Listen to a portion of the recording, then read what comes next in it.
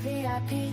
Get the inside scoop, unlock the mysteries, be part of the group. Live streaming stories are talking to you. Super chats buzzing, join the crew.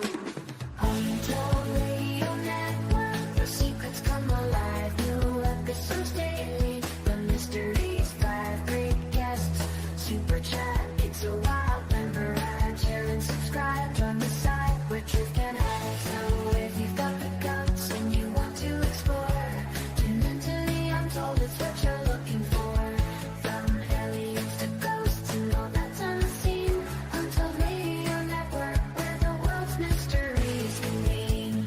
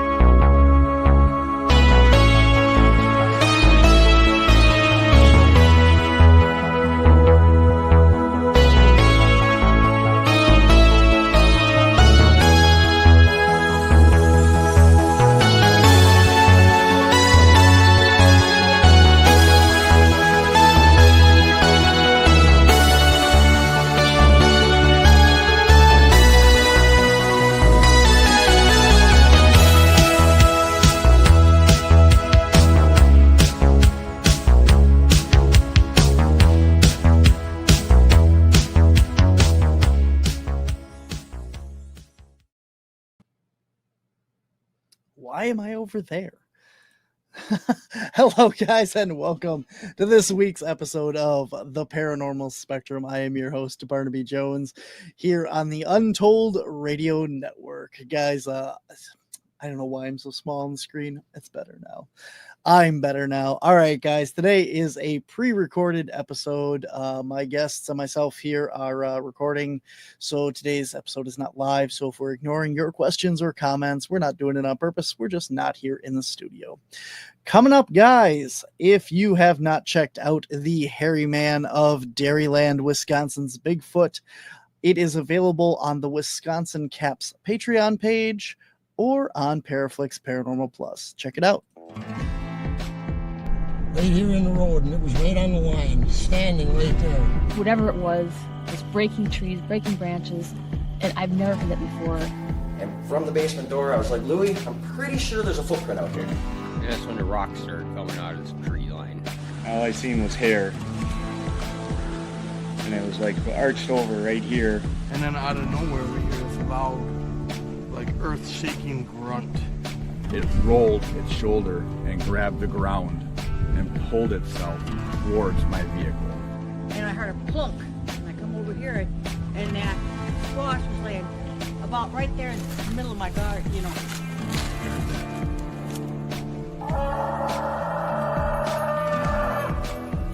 How do you walk in that in bare feet at 30-degree temperature? Did you see that? What was that? I saw something dark in the light from the right to the left. It was big. Could be the illicit Bigfoot, maybe?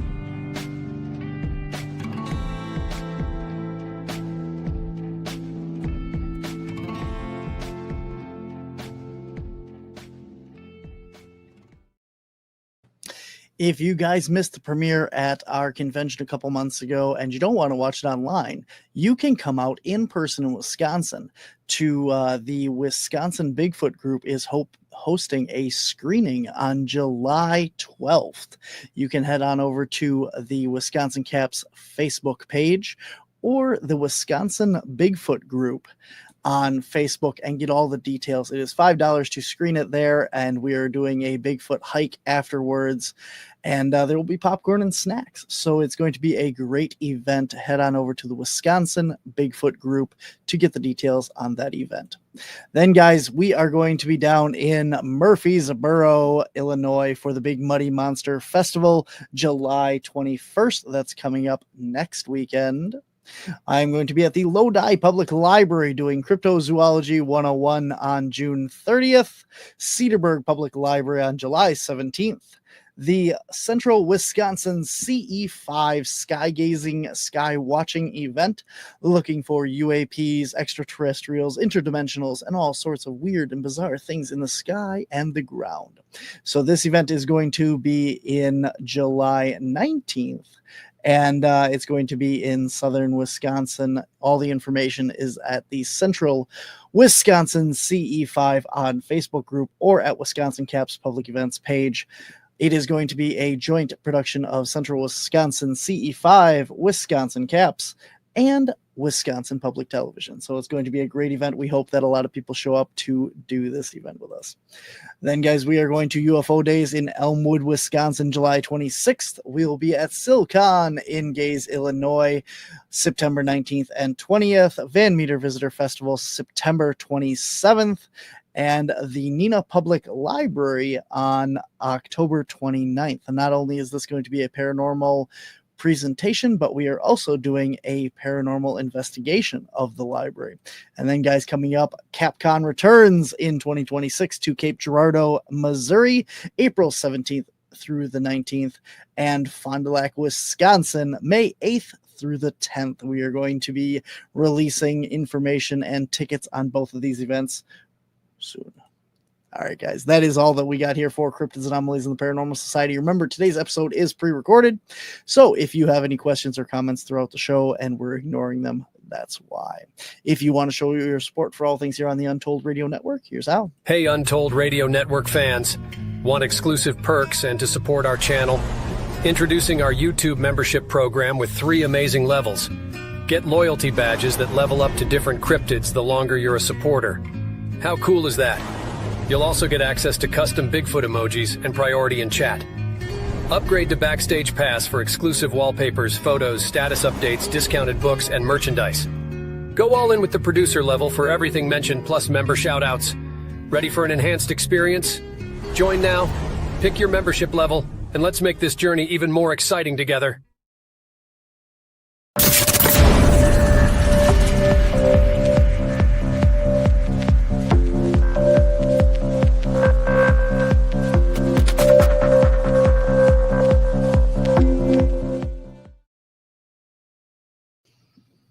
All right, guys, as I said, today's episode is pre-recorded. So without any further ado, I'm going to introduce my guest and let him guest is Ron. I paused myself instead of bringing up the guest. That's what we did there. Ron, welcome to the show. Hey, Barnaby. Thanks for having me. Appreciate it. I pause when I get to my own last name still, so it's kind of like a verbal speed bump. So there you go. Don't worry about it. I meant to pull you up on the screen, and my finger was still on the pause the episode button, and I paused the recording instead of bringing you up. And so for talking about tech and paranormal today, we're not off to a good start. I'm not off to a good start, at least. That's all right. If you've used tech for anything, you know it doesn't always work, right? That's how you know the home improvement shows aren't real, because they're not swearing every other minute. especially in the world of paranormal. So yeah. Awesome. Well, Ron, you are amazing bio. Let me tell you, you have a full page bio of all your accomplishments and stuff. Instead of boring the audience and reading this whole thing verbatim, I want to jump right into it. Tell us a little bit about yourself and how you got interested in this, because this is the Digital Séance Experience. This is really cool. So where did this all start? No, I appreciate that too. And we talked before the show. We've done events when someone read our whole bios out, both mine and my partner, Lourdes Gonzalez. And I'm sitting backstage waiting to come on, listening to the entire bio. I'm not sure I want to be with me right now. Yeah. I've heard enough. So I appreciate that. So obviously, Ron Yacovetti, I am, and my partner Lourdes Gonzalez and I do this Digital Séance Experience, which I'll explain. We're based out of New Jersey in the Northeast of the U.S. I started my paranormal adventures, my journey, when I lived in Los Angeles for 14 years. I was there from 2000 to 2014. Then I moved back here. Lourdes and I met about 2 years after that in 2016. And I got her dragged into this. She had a family history doing something called a spiritismo, which gets confused sometimes for Santeria, but it's similar. It's from the Caribbean. She didn't practice, nor did her mom, but she was exposed to it, was traumatized by some stuff of it, and then kind of shied away from it, respected it as real, but didn't practice mediumship or anything like that. When we met, then I got her into it and intrigued by participating in exploring and trying to understand and comprehend and experiment with paranormality, as I'll call it. So that was her intro, just to kind of represent her half of the duo here. When I started out in Los Angeles, I was always like a lot of people who've done audio stuff or had a propensity towards audio. I took an interest in the fact that you could capture voices that weren't a person in the room. That blew my mind. But what kicked me in the can down the ITC path was it was the Glen Tavern Inn in Santa Paula, California. And I think that some of the new Ghost Adventures episodes, they just went back there again. It's an awesome spot. And so I was there with a group of people, like 20-something, 30 people. We had the whole hotel, 3-floor walk-up kind of a setup. And it was the third floor, and it was a Spirit Box SB7 session. It was being run by the late Debbie Constantino, who was Debbie and Mark Constantino were two EVP gurus, sadly passed, tragic situation. And one of the people there was Chad Lindbergh from Fast and Furious. I know he did a show with John L. Tenney, which for the life of me, I will never remember. If my life depended on it, name the show with Chad Lindbergh and John L. Tenney, I would be like, just shoot me, because it's not going to happen. And so Chad was there. And what cinched it for me was everybody introduces themselves per, being formal, doing the Spirit Box session. And then the last person was Chad. And then it was anywhere between 15 to 30 seconds after that, 20-something seconds. And a voice comes through the Spirit Box and goes, "I know Chad." And I was like, what just happened? What is he holding? And what do I need to do to get one of those?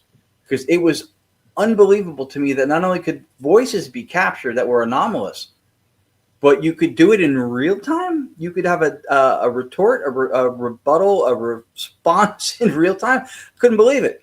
So that hooked me. So I got a Spirit Box, and I used to walk around with my SB7 and my little orbital speaker, and that was my thing.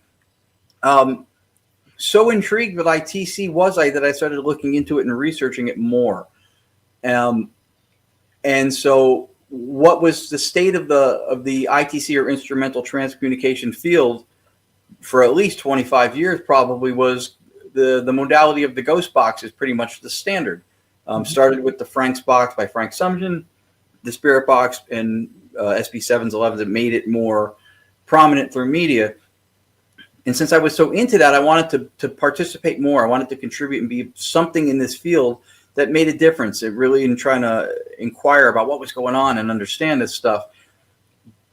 But because at the time for 20-something years, anybody who was prominent in ITC was a builder.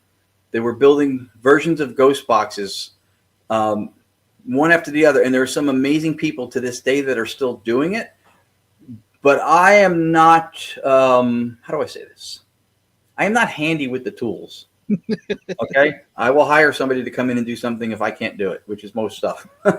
So I'm like, if I'm welding wires and soldering on a daily basis, I'm also going to be high-fiving with fewer fingers. So I don't. I come across through reading and looking up the history of it and what was behind it and what's been done. The work of Marcello Bacci, who was a little small Italian gentleman in Italy, in Grosseto, who used to do sittings every week. And he was doing something called direct radio voice, which was fascinating to me. It predates the Frank's box or any ghost box or spirit box. It's not a sweeping box at all. It was a radio on a vacant, no radio emissions channel, AM, short, medium, long wave. He didn't start it. but he probably made the biggest impact doing it. It was started originally by a gentleman named Friedrich Jurgensen, who was considered the father of direct radio voice, or DRV. And then Friedrich Jurgensen had taught it to a gentleman named Konstantin Radové, who was also a Jungian philosopher, besides being a psychologist, which will come into play later on in this discussion. And for a period of time, before they were called EVPs, these voices were called Radové voices. So that's how pivotal he was into the history of voice phenomena. So they started doing direct radio voice, and then from them, Marcello Bacci came to an event and he learned it, and he really put it on the global map. So I saw that, and then I had come across the works of Dr. Anabela Cardoso, who was the first female diplomat to the country of Portugal. She now lives in Spain. And she and I became friends, and she mentored me into doing direct radio voice. I still, to this day, she texted me a couple of days ago. I still talk to her. She's the only surviving member of the original guard, of everybody who pioneered EVP and ITC research. And I'm not talking like the TV pioneers. I'm talking about the actual European pioneers who did this. I know there were some in the States, like Sarah Estep and Mark Macy doing ITC also. But from the European guard that started it, including the German physicist who came up with the name ITC, Ernst Sinkowski, Radové, Bacci, Jurgensen, Klaus Schreiber, who did the video feedback loop. She knew all of them. She sat with all of them. And then so she endorsed my first of my 5 books that I have out now. And she has since contributed to documentaries and done testimonials for me. She submitted my our work to the Swedish Society of Parapsychological Research when they asked her if there was anything in ITC worth looking at. So that's how I got started into doing this. And I remember seeing some of Marcello Bacci's direct radio voice interactions in real time. And they were dialogues in real time at length and an openness that I'd never seen a sweeping box do. And I looked at Lourdes and I went, we're going to buy a world band radio. We're going to listen to static white noise. We're going to record it, and we're going to listen to it again. And that's how you know you have a good relationship, because she's still here with that enticing offer that I laid out.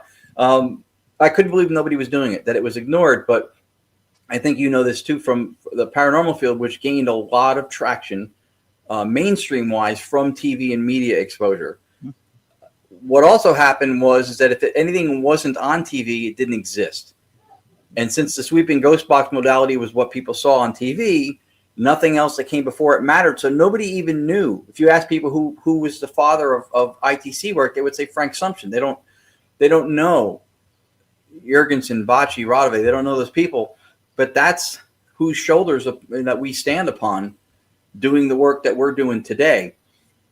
So that's how we got started. Just a world band radio, vacant station. That was it. No sweeping. And we got voices. And gradually, the more we did it, it was like a discipline, a grind. We did sessions like on a schedule every week. Then when the world shut down with COVID, we did even more. We were blending frequencies, tone generators, heterodyning frequencies, using a mixing board, name it. We tried everything to see if there was ways we could enhance or bring out stronger, clearer vocals. At one point, I had an interaction with a gentleman named Keith Clark, who's with Paranormal with a V.com. He's done a lot of stuff with faces and sound, with Perlin noise. But he had a mechanistic VST, a virtual studio system, that was doing real-time filtration.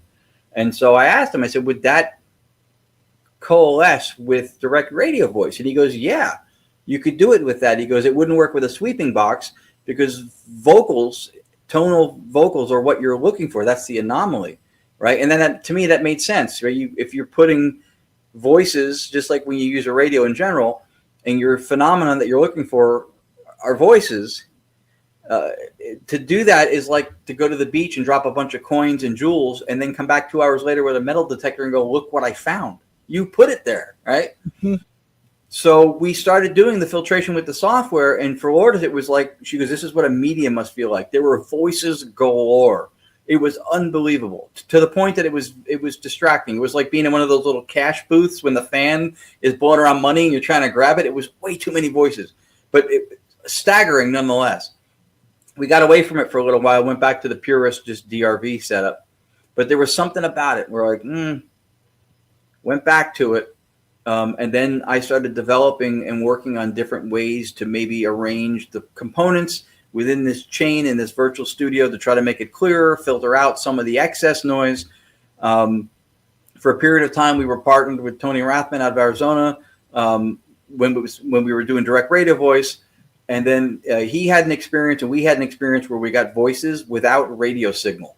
And we went, we don't need RF signal to get the voices. How can this be happening? For us, it was in a zinc mine below the surface of the earth, which is a geological Faraday cage. Cell phones and radio signals go there to die. You couldn't get anything. Spirit boxes were sweeping through nothing. You couldn't get anything. So that was an eye-opening thing. So we went to an external analog white noise generator to the point now where Lourdes and I use 3 of them, and we put them through an interface that fuses it into a channel, and then we go through the studio software. And what the VST stuff does is essentially everything people do with audio capture in the paranormal when they go home. It denoises it, it'll amplify it a little bit, slows it down, and so we're doing all that in real time. The slowing it down was an idea that I had because we'd done a direct radio voice session somewhere in New Jersey, and I got a recording that I believed was my mother and grandmother coming through. And in real time, I would have never heard it. It came in extremely fast. And from that came the impetus to slow down a live white noise in real time, which an ITC had not, to my knowledge, had not ever been done before. But it clicked with me, and this goes back to the being familiar and having reverence for the people who came before us, because that was something that Konstantin Radovay said, was that the voices come through not only faster than we can detect them, but they come through faster than the human vocal tract is capable of speaking. And this is something that working with Lourdes has been a huge plus for, because she's a licensed New York State court reporter, stenographer, and she's not in the courtroom anymore. They're virtual. So she does for the living what she does for the dead, as she says. And she heard the recording and she went, there's no way a person can talk that fast without blending sounds, stammering, stuttering a little bit, some kind of glitching in the speech, because it was incredibly fast. I can actually play that clip if you want. In real time, I missed it. I thought I heard on, and I said, it's turned on, but it was this whole message. You can hear the emotion of the female voice. You can hear, say, Ronnie, it's mom, like everything. And in real time, I would have never got it. Now, on the recording, I sound intoxicated, and I assure you I was not. Just a disclaimer. But that's 50% slowed down, which tells me that is no way a human being can talk that fast and transmit a message. So, and I'm taught it doesn't. I could be an auctioneer on cocaine. It's not possible. It's just too fast. So this, and I'll cue it up real fast. It'll probably start playing right away. This specific clip will show again what was the impetus for slowing down live white noise in real time. And I think that other people doing ITC, even with boxes, I think they might be getting longer messages or more messages than they realize sometimes, but they just come in so incredibly fast that we can't, especially if your attention is pulled even in the slightest, which is where we started the digital seance, because we've had people distracted during sessions sometimes, and we wanted people to focus. I went, well, what in the history of anything paranormal or occultish, what had people really tuned in? Seance, so hands on the table, eyes closed, right?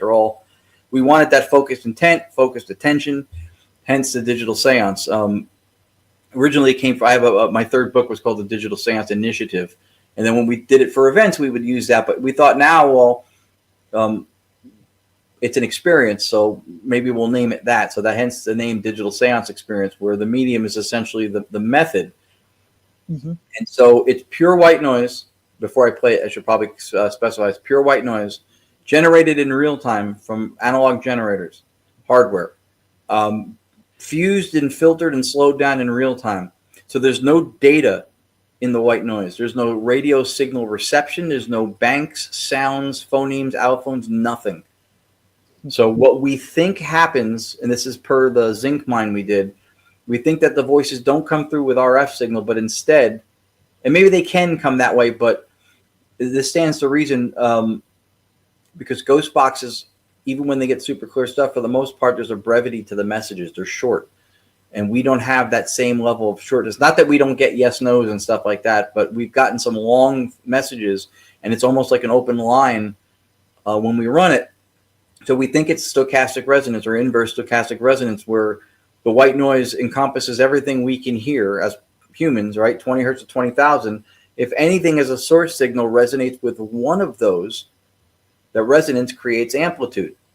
So now you have a voice that is getting amped up, and then the software, the VSC system, will filter out the noise floor. So in the end, the only thing you will have that you'll hear would be an emergent voice, should one be there. That's the premise behind it. So it's easier to listen to. You will sometimes get some little blips or artifacts of sound here and there,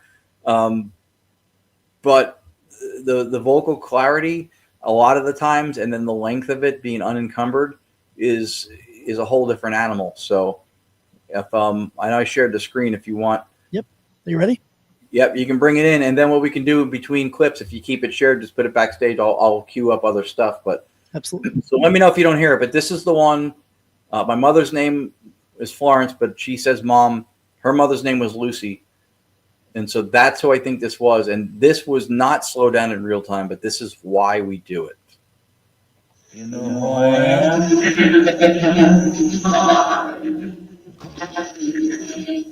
It's turned on.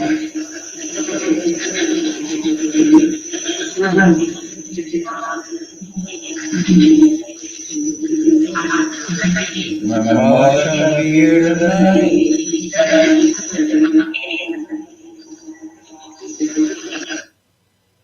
So there's an example, an early example of what came through and why we started slowing it down. Wow. Yeah, that's weird. So do you, for comparison, do you have one that's like full speed? Like that clip only full speed? That specific clip full speed, I probably have it somewhere.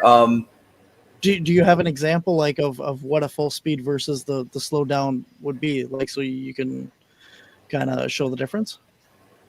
I don't know if I don't have any produced evidence clips that will show. Okay.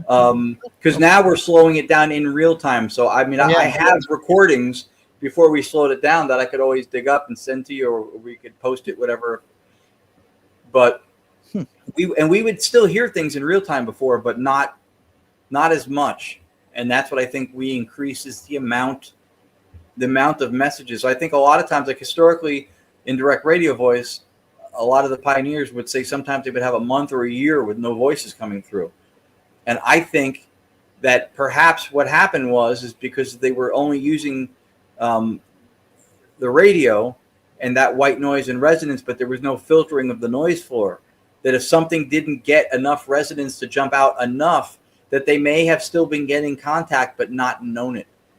So what seemed to be a dry spot might have simply been that there wasn't enough of an emergence of the voices through resonance to make them audible, to make them detectable. But they still might have been there, because I don't know how to explain a dry spell of 2 months or 2 years of no voices at all, when what we think is that we're communicating with consciousness. Disembodied, yes. Per survival theory, yeah. But not, and I know some ITC purists, they have ideas of there being an alternate dimension where they're also using tech. That's a very prominent belief in the ITC community.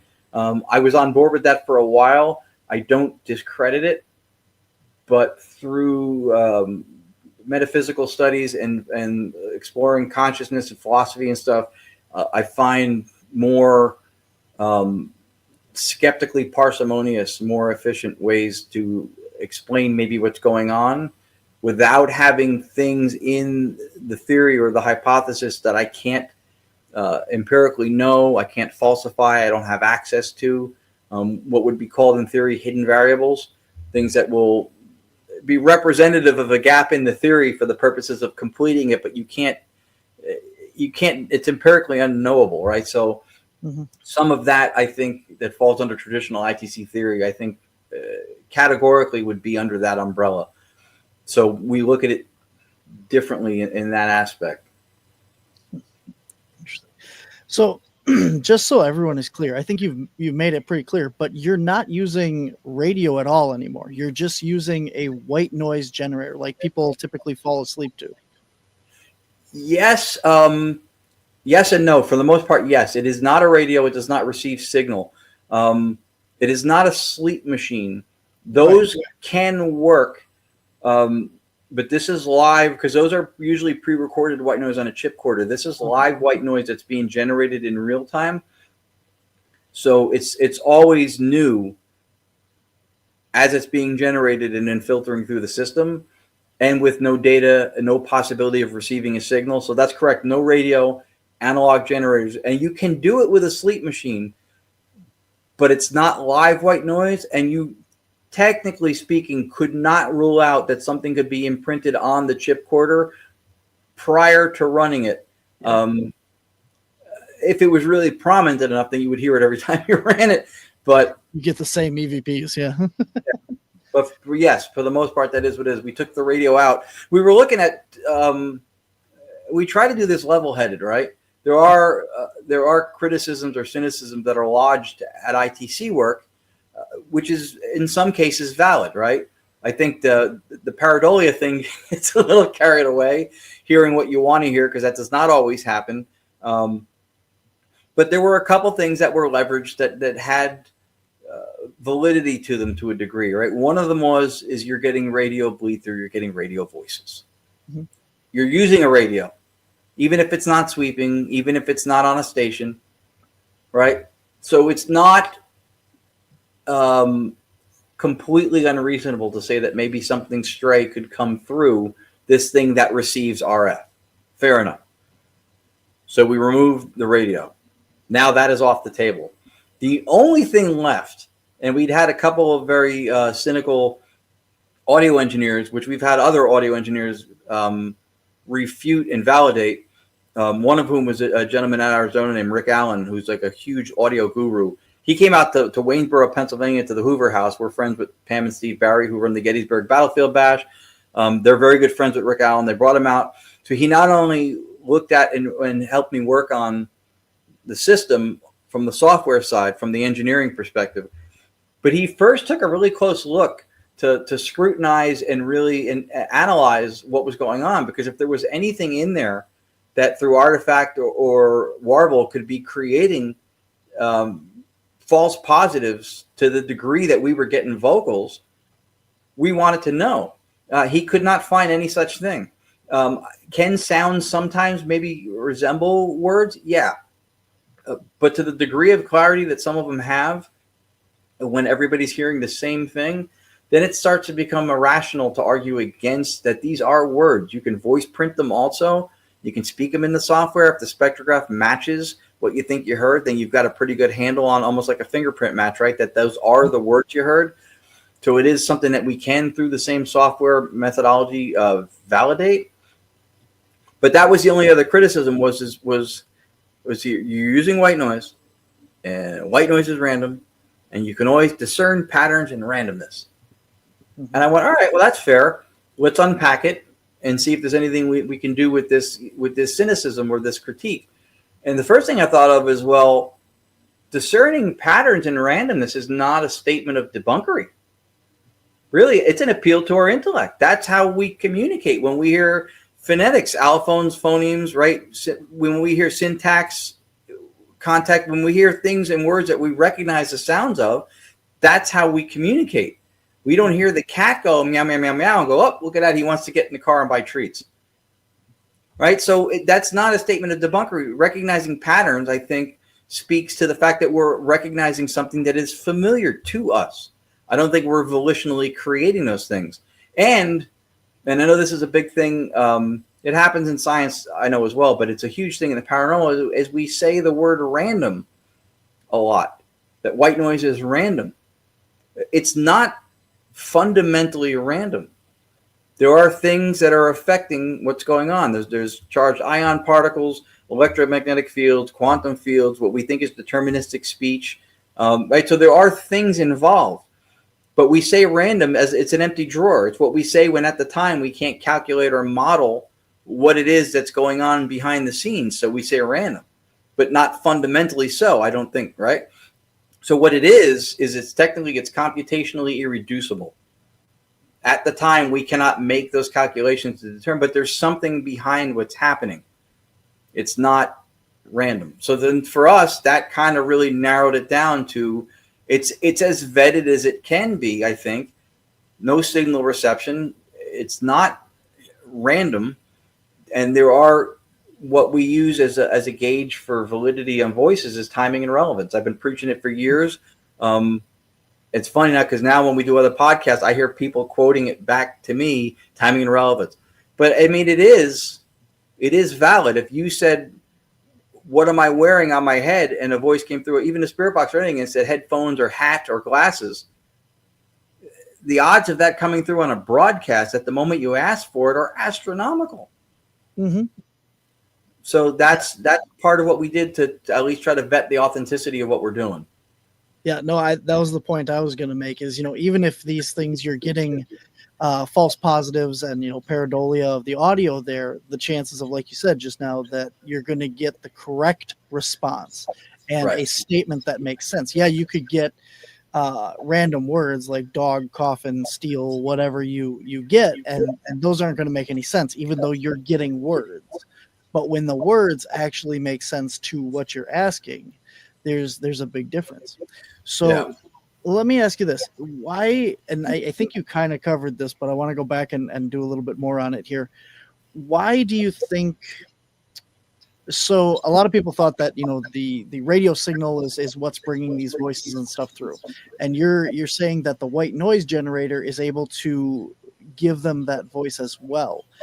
Do you need the white noise generator to bring those voices through, or can you just like set up a microphone or something to the same effect? What is the difference between having just a microphone there for something to communicate through versus giving them that medium of energy per se? So if you use a microphone, and we've done this before with we've done it similarly where we use like a crystal radio set kind of a thing, like a diode, to have like a limited range pickup, so it still picks up a signal, but not like an actual radio would. A microphone is a means by which to have sound acquisition, but it doesn't do anything as far as like modulating it for us to hear it, right? Because there's radio signals flying past our heads right now with music and everything. We don't hear it. The radio modulates it so it becomes within where our senses, or what we call our dashboard of dials, right? Similar to a cockpit of a plane. It modulates them so our dashboard registers that there's something there. If you put a microphone out without a radio and then connected it to a speaker, would you get your favorite FM radio station? You wouldn't. You wouldn't hear the music because it's not modulating it. It's just able to record or capture sound. So we think that that's what the white noise is essentially doing through the resonance, and by giving it amplitude, it's taking something, and this is what happens with EVP, right? You record a voice, the microphone picks it up. You don't hear it in real time. When you play it back, the playback modulates it, and then you're able to hear it. It's within our range then to hear it on playback, not in real time, which is why you record and then review. So we think that the white noise and the resonance is modulating what it is that we would not normally be able to detect in real time by providing that resonance. And I think that's why the ghost box messages are shorter, is because every time it hits a station during a sweep, it's the same thing as if we were on a phone call and then every few seconds I intermittently kept hitting the mute button, right? They're no longer availed of that resonance. So I think sometimes when the people are using boxes, they may be getting longer messages, but it might be getting truncated by the fact that it's hitting stations where the resonance is, even for that millisecond or a couple of milliseconds, is not happening. So you lose part of what was coming through. Okay, so now there's, you talk a little bit about consciousness and the metaphysical as well. So as we know, like in these worlds, we talk about vibrations, and the higher vibrations, the lower vibrations of frequencies and that. Are you able to use the the white noise generator at different frequencies and get better results? Can you tune it higher amplitude, lower amplitude? Have you noticed anything that way? It's a good question. So the white noise generators generate pure white noise. So it's every frequency a human can hear. So we do that because within human hearing is where we want the voices to end up. We don't have any control over source or where voices or how they're emerging or however they happen. Even if it's per what we think consciousness, something's got to modulate the experience if it's not something that our senses by default pick up. Excuse me. Which it wouldn't, because it wouldn't be something that we would have evolved the capability of doing. It's not salient to survival, right? So hearing these voices would not be anything that we would need to evolve to do. So I think that the modulation of the voices is what brings them to where we can hear them, if that makes sense. And then, and what was the other part to your question? Well, so when the white noise is every frequency that we're able to hear. To tune it, that was it, right? Yeah. So through filtration, we sometimes, and this goes back to what I said before when I said there were so many voices. Sometimes through filtration, we can do things that's called like a band pass. We can cut off highs and lows and what's coming through. So we're doing some things to narrow it down. You can overgate it, noise gate, to the point that you diminish everything. I like to gate it a little bit heavily because sometimes you will get voices that are extremely clear, but they're lower as far as resonance. They're not the louder ones, but they're super clear. So I like to still be able to get that. But to me, it's important to try to, it's a tightrope walk, because I want to have the noise floor diminished or gone, because I feel like that's part of what's difficult with a ghost box. And if you're familiar with combat sports, I worked in broadcast for a long time in the mixed martial arts, MMA, and boxing industries. And so one of the uses of a jab in boxing is not only to set things up, but to set things up and to busy and distract the opponent, right? Because he's got this in his face all the time, and he's always got to think about and counter it if something's going to happen. So it's used to keep them busy, and it almost sets a rhythm sometimes. I feel like that the sweeping and the blurps that come through on the ghost boxes do that. And then something comes through, and just like a fighter getting hit with something they didn't see coming, sometimes we get a vocal that comes through and we don't catch it because we didn't see it coming, because we're kind of distracted with a lot of the jabs, so to speak, that's coming out of the constant noise. I feel like we have a better chance of catching stuff in real time if we're not distracted by other things. So I filter it down to a certain degree. I'll gate it to a certain degree to make that not cutting everything out. But if I'm losing some stuff, I'm okay with it, because I want what's coming through to have some kind of impact and have some kind of clarity to it.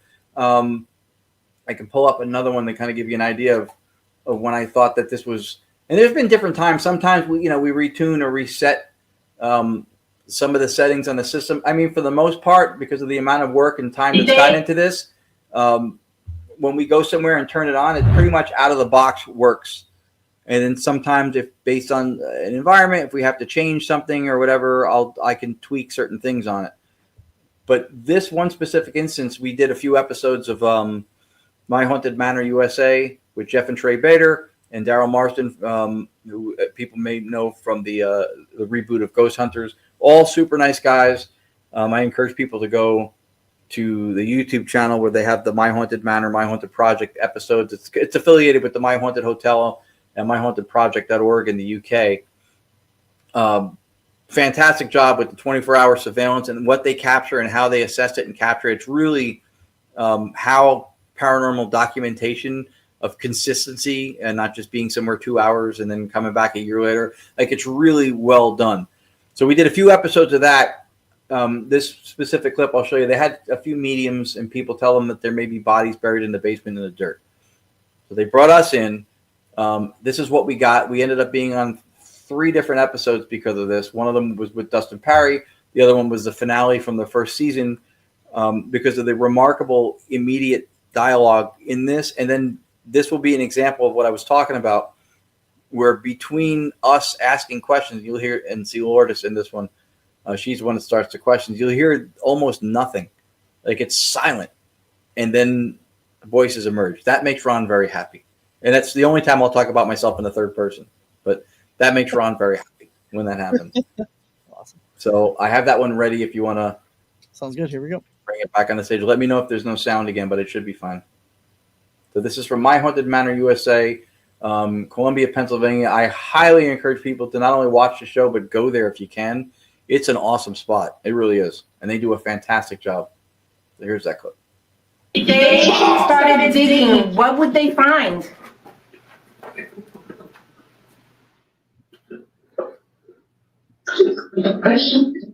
Person. Oh my God. Yeah. Oh my God. Yeah, ask the person thing. Is it a male or a female person? Male or female? Woman. Woman. So that was an example of it. Pretty damn clear. Everybody heard the same thing and no noise in between the vocals. Wow. So no radio, no data. I mean, so we vetted as much as we can.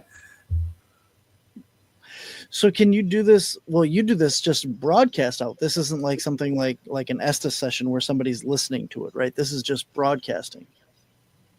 Yeah, I'm not sure in what way you're. So you have your device set up, and it's projecting the audio out through a speaker, not through like a headset.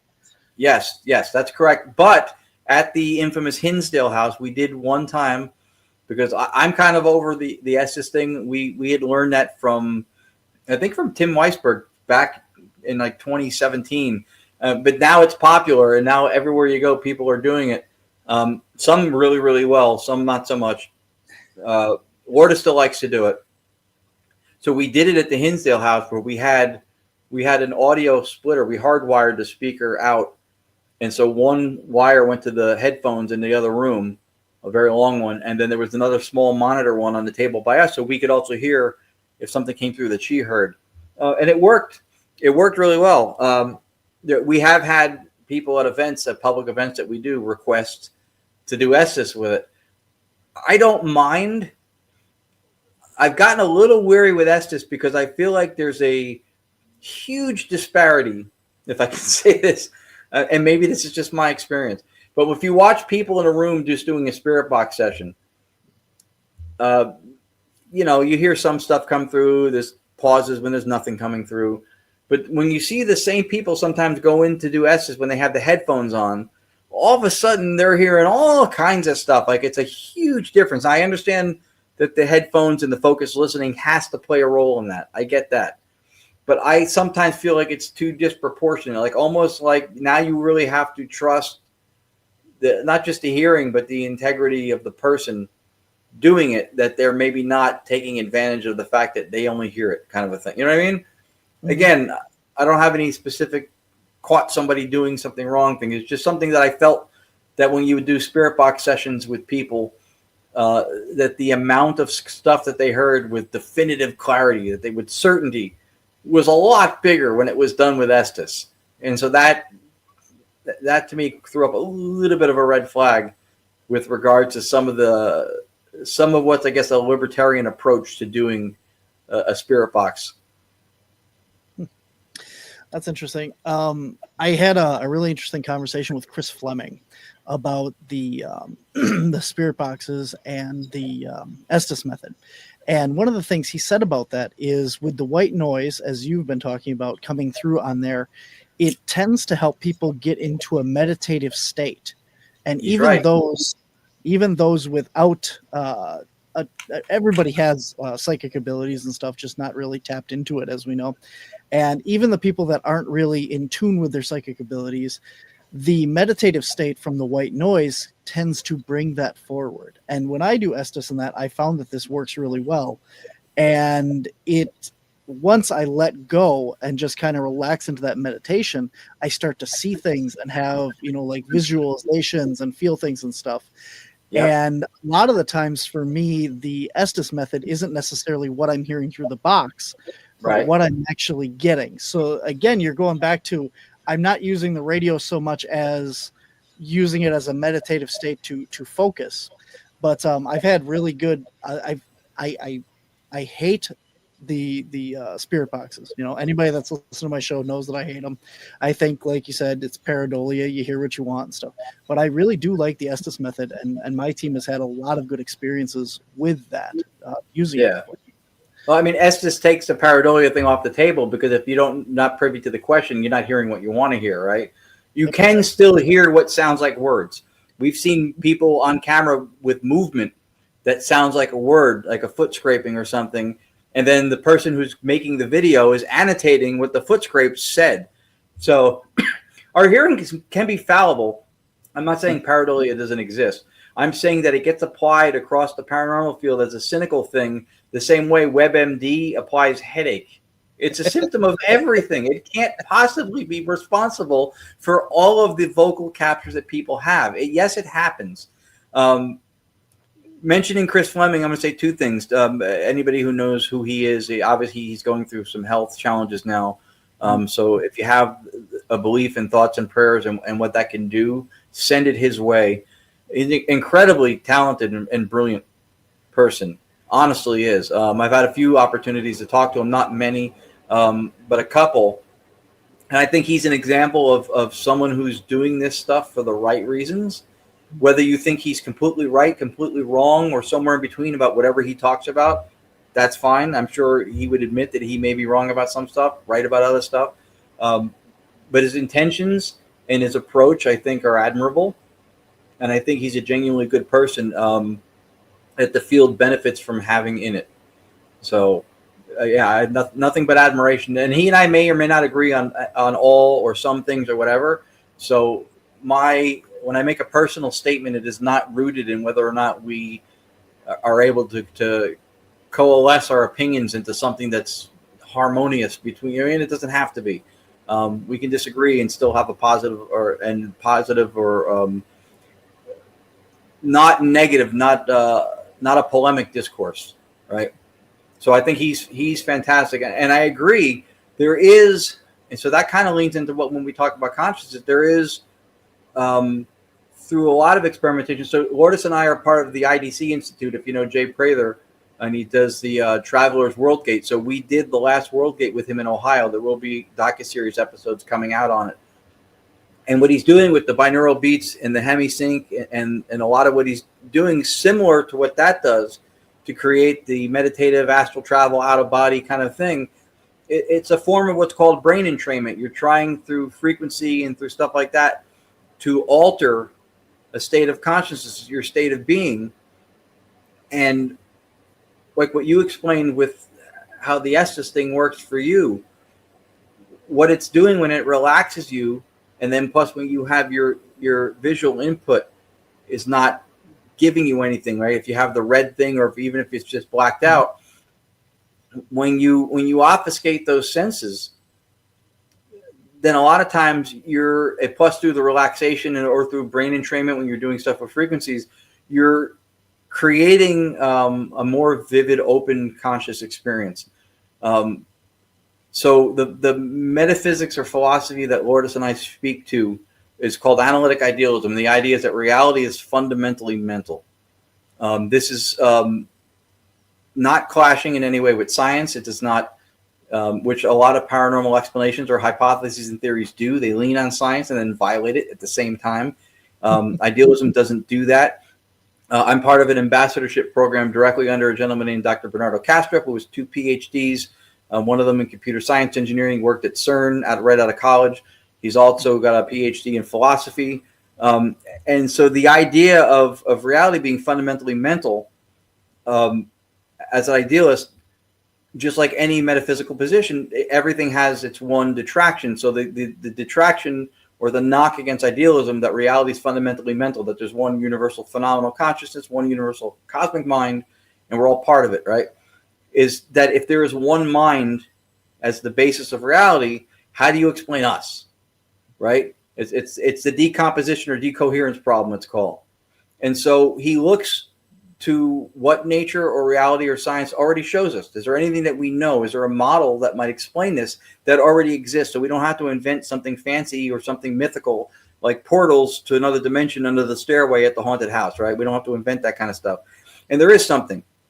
In psychiatry, there's a term that used to be multiple personality. It's called dissociative identity disorder, or DID, which is literally where one mind appears to fragment into multiple centers of identity. So not saying that in the sense that we're not anthropomorphizing it, we're not assigning human quality to it, and saying that on a cosmic level that it's pathological, right? Because for us, it's a pathology. It's a neural divergent scenario. So we say that it's not a good thing. The point is just to say that if you can find an example of this in nature, then you can maybe from that point extrapolate onto a grander scale where one mind, a universal consciousness, could in fact fragment into individual centers, dissociated states, which would explain us, right? So in that, we have a dissociative boundary. My thoughts to you would appear objective, even though for me they're subjective, as are yours. And they would exist even if you weren't there, or even if you wanted them to be different, my thoughts would still exist. So we are dissociated, and the appearance of your dissociative boundary is your physical form, which is also very much in league with what quantum field theory and quantum electrodynamics and quantum mechanics would say, is that physicality is the result of measurement or observation, right? Physical parameters are not revealed that already existed when we measure, and then they reveal what they are. They literally are the result of observation and measurement.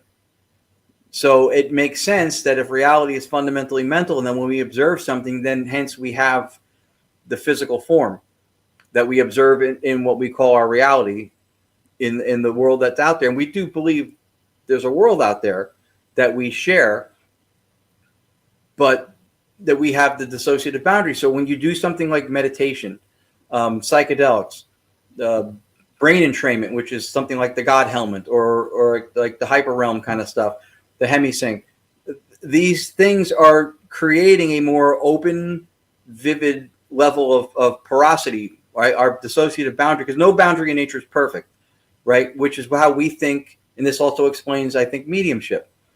When mediums get stuff, and a lot of them are very good, and they nail things that they shouldn't know, that would make sense because we're all part of one mind, right? And even in cases of dissociative identity, when people are cured of it, if they are, then they know that all this stuff was them all along, even though these personalities existed separate of each other. They still existed separate, but they know of each other once the one person, the one mind realizes it was them, right? Do we see this any other time in nature? We do when we dream. When you dream of your friends, the houses, the cars, the roads, the animals. You have dialogues with your friends. You hear their voices. You talk to them. And you dissociate in the dream. You identify as your dream avatar. When you get up the next day, you don't mourn the loss of your dream avatar. You go, oh, shit, that was all me. One mind created all of that. So that, we think, under idealism, would be an explanation for the fact that there would be one mind fragmented into these individual centers of identity. And so when you do stuff like that, with the way you described Estes, you're making your boundary a little bit more permeable, a little more porous. You have a more vivid experience. Even in studies they did with psychedelics, people would have extremely reduced brain activity. The closest thing to what death would be with brain excitations, but the most vivid visceral experience, which speaks to the idea of, which is under a physicalist idea, that the brain creates consciousness. If it's causal, if the brain creates consciousness, every time your experience was more heightened and vivid, your excitations and brain activity would have to match. It would have to be a one-to-one every time, because it's the cause, but it's not. Sometimes it correlates. Sometimes there will be brain activity that will correlate with excitation. But correlation and causality are not necessarily the same thing. You can always correlate a major fire with a fire truck and a fireman, but it's not to say that the fireman and the fire truck are the cause of the fire, right? Just because you can correlate those things. So that we sometimes conflate causation and correlation, and wrongfully so when we do it. But anyway, that's when you explained your Estes experience, that is creating a more vivid, open conscious experience. When people meditate, it's the same thing. You're kind of taking the boundary down a little bit. And they actually there was a study that was done with mediums.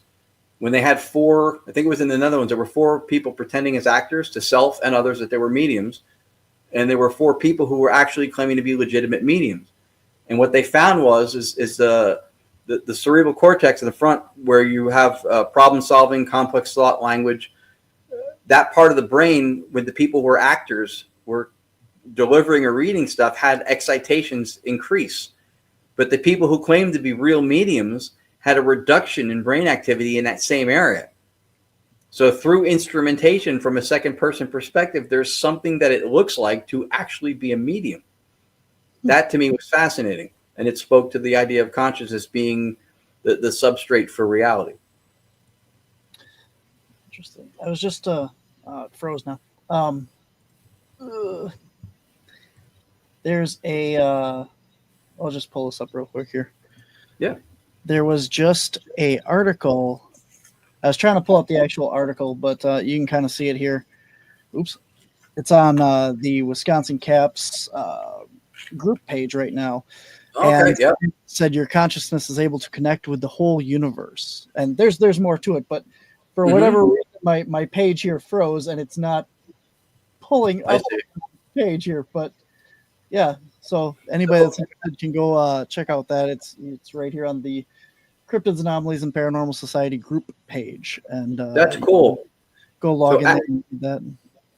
As an idealist, I would say your consciousness is already connected to the universal phenomenal consciousness. We're just fractal, individuated parts of that one consciousness. Under idealism, consciousness is the basis or the substrate for reality. And it is, if you think about it, subjectivity is nature's one true given. That is the one thing that we know empirically is fact. Everything else from there that we try to figure out is theory. That is the one. Everything we know, directly or indirectly through acquaintance, is by experience. Everything. It's delicious. It's disgusting. It's beautiful. It's ugly. It's tall. It's thin. Everything is experiential. So consciousness being the ontological primitive, the ontology being the study of beingness, right? It makes sense because that is the one thing from which we can explain everything, but the thing itself that we cannot reduce to any constituent parts to explain it. Because then you would have to be able to look at consciousness as the subject-object relational situation, and you can't step out of consciousness because that's how you know everything, right? So it's interesting, and it's hard to get around because we're used to the way we've been indoctrinated through school and education our whole lives, which actually is an important side thing. As you mentioned before, you said the word metaphysics. I think that's one of the things when we speak that we're trying to kind of clear the air on. I think there's this idea in the paranormal field that metaphysics or metaphysical means spiritual, mystical kind of stuff that, and science can't talk to it because it's mystical, spiritual stuff. No, it's not. It literally means that which stands behind the physics. And this is huge because there is a role for metaphysics. Metaphysics tries to pin down what nature or reality is. It makes an attempt through extrapolations to maybe speak to what nature or reality is. It doesn't claim to know it. It may not ever be knowable. And it does so without, if it's done right, without conflicting with ratified or known regularities in nature, which is what we call the laws of nature, right? What science tells us. Those two should govern and inform each other. They shouldn't conflict. So I think if you polled a lot of the people in the paranormal field and you said, what's your metaphysical position? What metaphysics do you subscribe to? I would guess that high 90% of the people wouldn't know the answer to the question. I was one of them. So this is not a knock on anybody. But what's important about it is that it's the foundation of everything. You're explaining stuff. And if you're starting from below or rather above what your foundation for reality is, then you're leaving room for interpretation and error, not just to be perceived from somebody else, but from your own explanations, which is why I think in the paranormal, when we invoke science, a lot of times we're contradicting ourselves at the same time we're invoking science for the purposes of trying to gain some kind of credibility. So knowing one's metaphysics is important. Physicalism is the reigning view. That's the worldview that's predominant now, or used to be called materialism. And the idea behind any ism, any physicalism, materialism, idealism, is speaking to a beingness, right? So physicalism says that there's a physical world out there that is exhaustively explained by numbers and quantities, and that your brain creates consciousness. But that metaphysics had run into problems. I think it was in the 1990s. There was a philosopher from Australia named David Chalmers who put out what caused a lot of issues for some people, what's known as the hard problem of consciousness. Now, some people will try to minimize or trivialize or say, oh, it's not a problem at all. And the hard problem basically says that there is no way to deduce, at least in principle, the qualities of experience from any material arrangements, from any physical parameters. So if you say that the brain is physical matter because physical things take primacy, right? So you say physicalism is your metaphysics, and you're saying that physical things are the foundation, right? So if you're saying that, then you're saying that matter is creating consciousness. Non-conscious matter is creating consciousness. So if you say that, then you have to extrapolate from that for the purposes of consistency that the table was conscious, the chair is conscious, your shoe is conscious, your sock is, right? Because now matter has the capability of creating consciousness. So there was a way around this. There's another metaphysical position called panpsychism, or there's different versions of all these, but constitutive panpsychism, which says that, and there was an article that just came out online. I was wondering if that was what you're pulling up, that another podcast show had posted, and I commented on it, saying that not only people and animals, but now even atoms have their own consciousness. And it's a scientific theory gaining momentum. I went, well, first of all, it's not a scientific theory. It's a metaphysical theory because it's speaking to beingness or existence, right? It's existential, so it's not a scientific theory.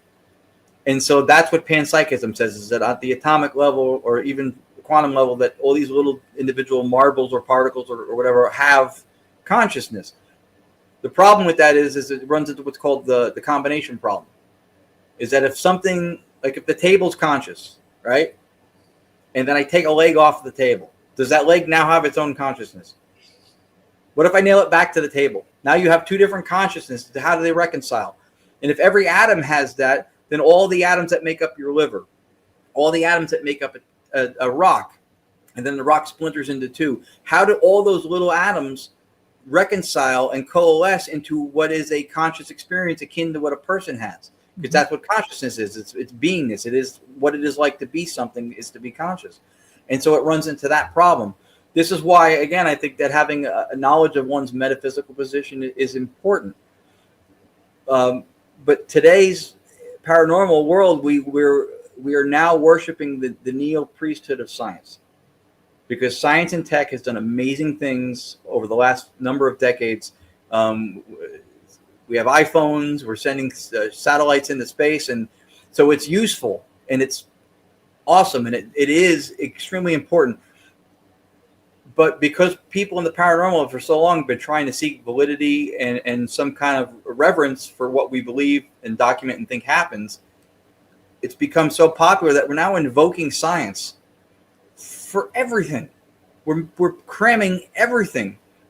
And I think when you cram everything under the umbrella of science, with that come a lot of unexamined assumptions. One of which is that science is not only the most useful path to wisdom or knowledge, but it is the last final governing word to the acquisition or the epistemology of acquiring information or knowledge. I would argue that it isn't. In an era of technology and all the toys we have, is it the most productive path? Yeah, perhaps. But in an enlightened or insightful life, is it the most productive path? I would say no. And no, it's not. But we try to cram everything under it. And I think people lose sight of that. What gives any epistemology, any method of knowledge or wisdom acquisition, its strengths are its limitations, are its constraints, right? Because if you have the boundaries of what it is that science can and can't speak to, where it can't reach, then when somebody commerces or operates outside of those boundaries, you know they're not doing science. So it gains its strengths by these limitations, and we dilute that by trying to cram everything under the umbrella of science. When I think that you have things that are valuable that come from theology and religion, you have things from spirituality, you have things from philosophy that are all part of the equation. And honestly too, since experience and subjectivity is the one true given, the one thing that we know, from a consciousness perspective, to study consciousness, it's fascinating because the one thing that science ignores the most in studying consciousness is the first person perspective, because it's subjective and anecdotal. Everything that we take in, instrumentally or otherwise, is subjective. Even if you have a bunch of subjectivities of people who all agree on the same thing, that consensus is still a series of subjective positions that are all in congruence, or all in alignment on something. But a consensus objective truth is somewhat of a red herring. And I think that's what people are invoking science so much to do. I'm speaking at the Gettysburg Paranormal Research Symposium this year, and I'm doing a talk based on a paper that I published on Academia that was in the top 5% for a few weeks in 2024, and it's called the Flintstone tape theory. Mm-hmm. That it's an axiomatic theory that's almost cartoonish. The same way when you watch cartoons that we disband with what we know the laws of physics are, classical physics, right? What we know to happen when you see a cartoon character crushed by a boulder, and then they push it off, and then they're scrunched up like an accordion, they spring back up and they walk away. It's a cartoon. The explanations behind stone tape theory, the explanations behind psychometry, which shares a foundation with it, and I've included also as another logical fallacy, residual haunting. They all share the same foundation for how these things are stored and how they happen. And they're empirically inadequate, and they completely clash with science while invoking for validity at the same time physics. So I think we need to apply and utilize science for everything that it can do, and we need to follow the rigor of the methodologies that are part of the scientific method. But we need to not try to cram everything that we have, everything that's experiential, under science. And then the idea of proving things. Science doesn't prove, math proves. Science leans into what is most probable based on knowing all the potential reasons or causes behind something, assuming that we even know all those things. But you go, I saw a ghost walk across the doorway just now. I just saw a shadow figure walk across the doorway now. And I'll go, well, I don't believe you. I think you're full of shit. Prove it. I can't prove it, but I experienced it and I saw it. All right. And that in our culture is acceptable as being a skeptic and saying, well, prove it. You need to prove it to me. But I can make the same argument. You can go, you know what? You could say to me, I'm hungry. And I go, you're hungry. I think you're full of shit. Prove it. And you can't, because hunger is an endogenous state, but it's still an experience, right? So you don't need to prove your experience to someone else just for the validity of it. Are there people who make shit up, and are there frauds in this field? Yes, of course. And that should be taken into consideration for sure. But the idea of absolutely proving something for it to have any legs, I think, is not it's not reasonable, right? Falsifiability in scientific method and experimentation, yes. Falsifiability doesn't apply to a metaphysical position because it's speaking to beingness. So it doesn't fall under the same constraints as science would if you're talking about a philosophical position or a metaphysical position. It wouldn't be the same thing. When you add something into a theory to explain something like a portal to another dimension, you need to both show that and it needs to be falsifiable.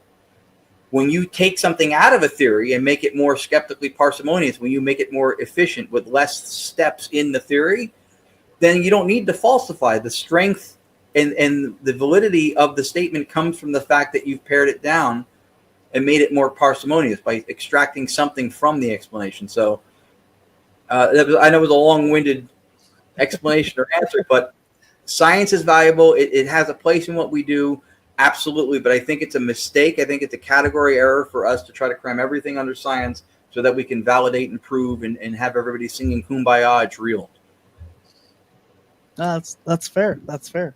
You've made a lot of good points as well. This whole episode has been absolutely fascinating. So I really appreciate it. So before we wrap up here, I know we could go on forever because I have a lot more questions, but you have 5 books out. You have a 6th one on the way.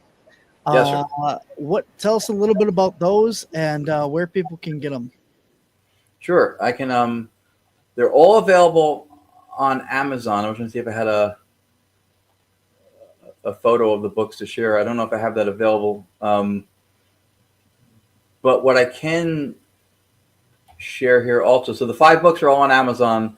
The most recent one's called Afterlife Contact, A New Perspective. This is something that's going to be coming out soon. I'm almost finished with. I'm going to be putting a course out called Metaphysics and Paranormality, because I think, like I said earlier, and it may have been before we were on air, I think that having a metaphysical position, not only that you know, so that once you understand what your metaphysics is, like if it's physicalism or whatever, once you know what it is, then what you theorize, what you explain, what you believe or you document can be consistent with it. Even if it's 100% right or wrong, it will be consistent. Internal contradiction is a big problem in theory and hypothesis in the paranormal because people don't know what their metaphysical position is. So they will lean on, like I said, they'll lean on classic physics or quantum physics even, and then they'll violate it as the theory goes on. Or a lot of times they'll start with physics and stuff, and then when they run into a snag, they go, mysticism. You can't do that. So this is to hopefully provoke thought. I don't claim to have figured it all out. I don't claim as an idealist that idealism explains and knows everything. But it is, to me, the most sensible metaphysical position, analytic idealism, to explain the stuff that we experience. It allows a space for it. If consciousness is the basis of reality, then the things that we experience can be explained from consciousness. The mediumship I explained can be explained from consciousness. Telepathy, stone tape, psychometry, what we call residual haunting. All these things can be explained through idealism without violating science. But stone tape that was the thing that really kind of set me off in that direction. On that was it's highly dependent upon an empirically inadequate theory and something that lacks explanatory power, and it's been passed down from generation to generation in the paranormal. The idea of how stone tape works, and it's invoking physics to a degree to say that emotions or experiential states are being held in wood or crystals or whatever, and then it's completely empirically inadequate, and the explanation doesn't hold up. So this, I thought, would be helpful to people to make them think, and they may agree with everything I say, some of it or none of it, but if in drawing their own position in league or completely opposite of mine, they had to think to decide that they agreed, disagreed, or partly agreed. And that's what I'm hoping to do, because I think that when we encounter consistently with people, you don't believe this stuff is real, you think it's real, we need to look at what we think reality is first. We need to start at the foundation, what's called not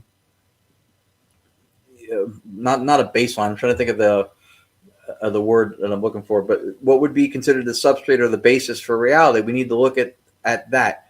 So I think having an ontological position, a beingness, metaphysical position, allows people to explain stuff, and then once you know what that metaphysics says, then you can probably, if you understand it, know if you're stepping outside of it or if you're violating it, because according to your metaphysics, that's not possible, or that's not real, or that doesn't happen. So that's what I thought. So this is not a declaration of, look at me, I figured it out. This is me saying what I figured out is that we have a starting point for our comprehension and understanding and what reality is or consists of, even though, of course, it's speculative because it's metaphysics. It will allow you to at least speak theorize and build upon with consistency, without contradiction, if you understand what the position is. So I'm hoping that this course will do that. I'll have it. It'll be available soon. I've did a little market research as far as I think pricing it in a way that would be affordable. It's not. I'm not doing it free because I worked in entertainment for a long time. I did stand up, so that also makes me not just an idealist, a satirist. And when you did a free comedy show and people came in for free, those are the people who would talk through it and like laugh and talk to their friends and like not and ruin it. And they didn't care. But when they paid for it, even if it was a $20 ticket or whatever it was, then they would take it more seriously because they put money behind it. So I don't want to do it for free. And I did put a lot of time and work into this. But I also wanted to make it affordable because I know a lot of the people in the paranormal field do this as a side thing. And I don't want it to seem like it's something that's overpriced and out of reach. So it's going to be approachable, let's say. And it will explore things like stone tape. It'll explain what idealism as a metaphysics is. It'll go into some specific things, whether or not AI will be conscious, which some people think. No, it's not going to be conscious. So it gets into some of that, just to kind of, I guess, set the record straight on what your foundation is. Your reduction base is the word I was looking for before. A reduction base, right? We reduce as a reductionist, which I would consider myself. It's not to make things smaller; it's to take complex and make more simple. And we reduce a lot of times for the purposes of comprehension or understanding something. And when you reduce and reduce and reduce down, at some point you have to stop and have a reduction base, right? Whether it's your Big Bang or consciousness, because otherwise you end up just going circular and chasing your tail. So you have to have some point where you go from here up or top down, however you'll explain what you think your nature or reality is. So for us, consciousness, nature's one true given, subjectivity is the reduction base. That is the foundation for reality. And then we think that the metaphysics of idealism will allow people to support. And I'm looking at everything, not just the vocal phenomenon we do. Everything that people say and experience that I think can be explained without clashing with science from an idealist metaphysics. So I'm hoping that it helps people and it provokes thought and maybe catches on, because it'll finally give us something different. Right? From an ITC practitioner's perspective, there are tons of people for decades now and across the ITC landscape now that are throwing unbelievably good vocals out to the void, to the general public, to the mainstream people who are not the practitioners, and going, look at this, it's amazing. Listen to this, it's clear. Listen to this, listen to this. And we're doing it decade after decade, right? Which to me is the definition of insanity, because we're expecting a different result, but we're doing the same thing. We have to do something to make the worldview, not necessarily changing a paradigm is a long-term thing. People die off, new thinking comes in. It takes time. But to at least maybe influence and have an openness to the view as to the perception for what it is we're presenting. Because otherwise what we're doing is we're taking a ball that has a 4-inch diameter and we're throwing it through a hole that has a 2-inch diameter. And we keep going. I don't know why what we're putting out there isn't getting through, because we're not doing anything for where we're putting it. We're just putting it and putting it and putting it. That's what I'm hoping that the idea behind the metaphysics and the philosophy will do. I think that they are both. I think all the things we have access to, they're all tools. Science is a tool. Philosophy is a tool. Theology and religion is a tool. Spirituality is a tool. I think the worst thing to happen to spirituality is the word spirituality, because it makes people think like it's another fundamental category outside of reality, and it's not. So that's, again, I know long-winded, but I appreciate the opportunity and the platform to talk about this stuff, and I'm trying to make a meaningful difference when I have the opportunity that somebody like you is kind enough to give me to share it, because I'm not trying to, like I said, I have not figured it all out. I am not any expert or guru, but my life has been changed by the incorporation or the infusion of a metaphysical position and the philosophy. And I think the field, at large will really benefit from knowing their metaphysical stance and then looking at how it does or doesn't support things, because I think it's been long enough to have been operating off of what's would be considered, I guess, spiritual bypassing. The ghosts just know how to do it. It's just a mystery, and and then in quantum physics, and then there's a dimensional portal under the stairs that you can't, I don't know. It's just, we need to get a little bit less Harry Potter and a little bit more well-researched and well-rounded in our approach, that science is not the end-all be-all tool. It is one of the tools. And you can use it for a lot. But the same way you can hammer in a nail with the butt end of a screwdriver, it's still better to use the hammer, right? Mm-hmm. So let's not hammer everything in with the butt end of the screwdriver by making everything science. I used to use a wrench, but good analogy. Those crescent wrenches are amazing. You can use them for everything. So. that's my parallocution. There it is. Absolutely. So and I appreciate the opportunity. Absolutely. When your course comes out and everything, where can people find out more about you? And do you have a website, or how can they get a hold of you? Yes, sir. So my name on Facebook, Ron Yacovetti. You can always find me on.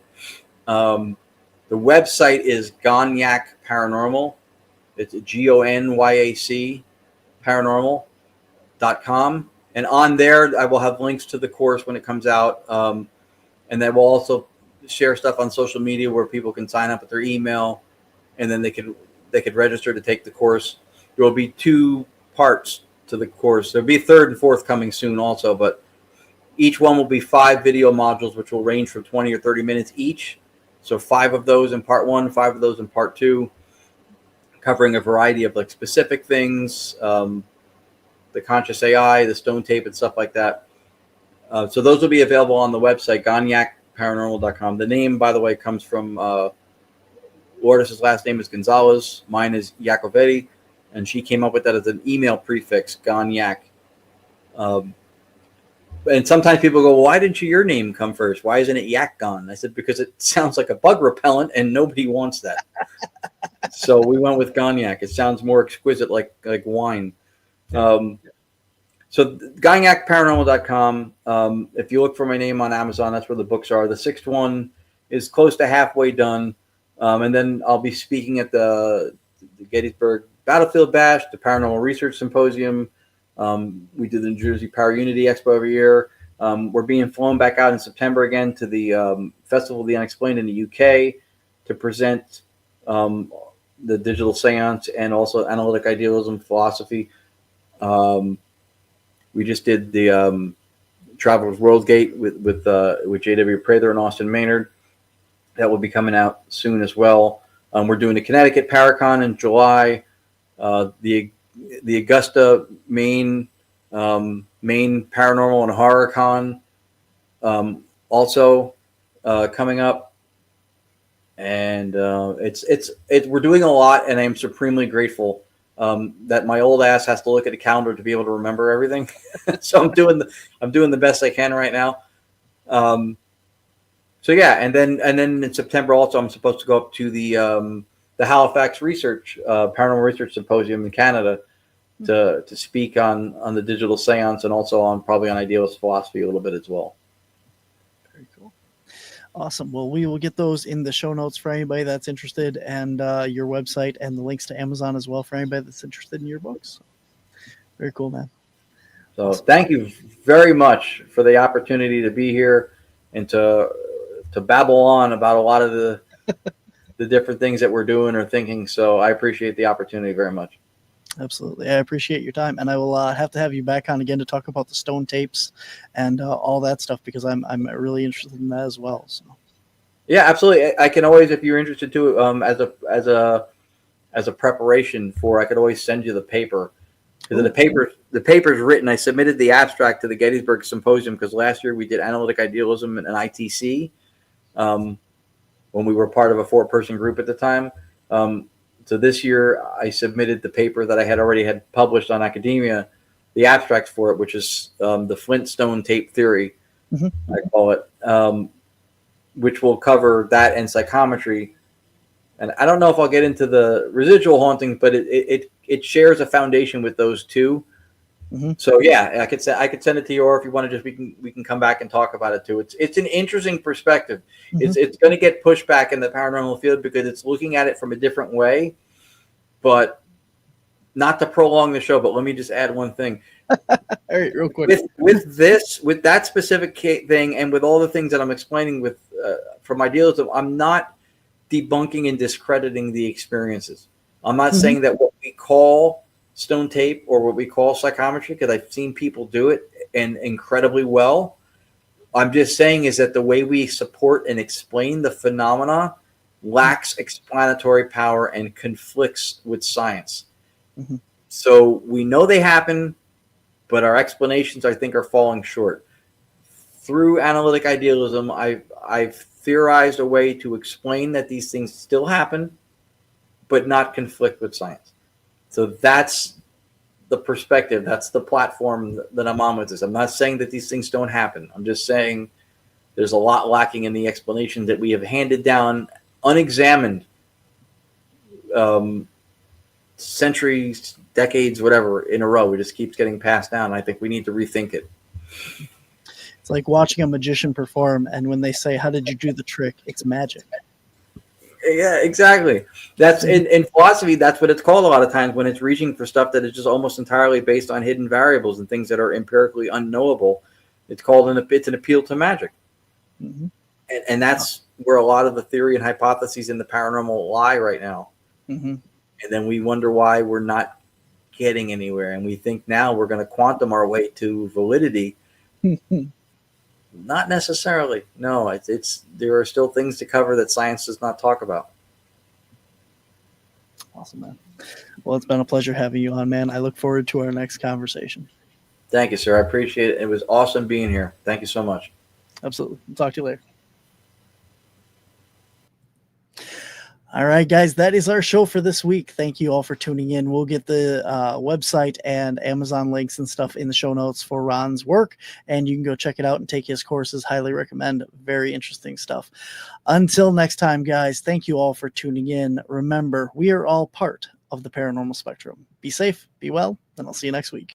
You seem to know something I don't. What's going on?